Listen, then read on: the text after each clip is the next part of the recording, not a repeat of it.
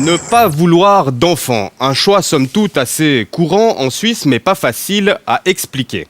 En fait, celles qui n'ont pas voulu d'enfant préfèrent souvent rester évasives, de peur d'être jugées. Aujourd'hui, des groupes de non-parents se créent pour briser ce tabou.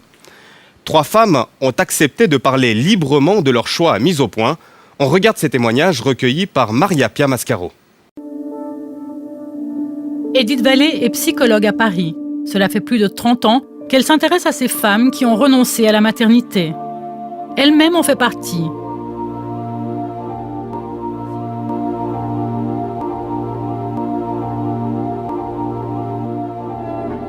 J'ai remarqué que les femmes qui font ce choix sont mues par une espèce de quête de sens que les mères ne connaissent pas forcément, qu'elles peuvent connaître, mais qu'elles ne connaissent pas forcément. Pourquoi ?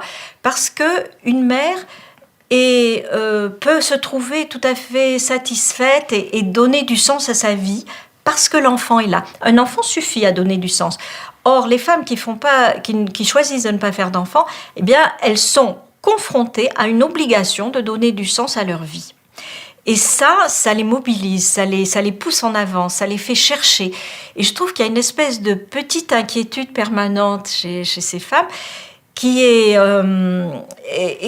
très riche, très porteuse, et qui leur fait faire plein de choses, et qui les maintient jeunes.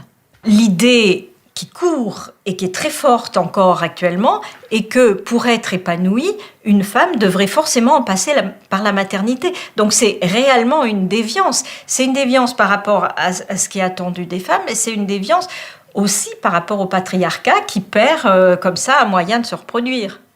Quand je parle de déviance, je me place du point de vue de la société. Mais quand les femmes s'expriment, elles ne le font pas a priori pour être déviantes. Elles s'en fichent. Quand elles décident de ne pas faire d'enfants, c'est qu'elles n'en ont pas envie.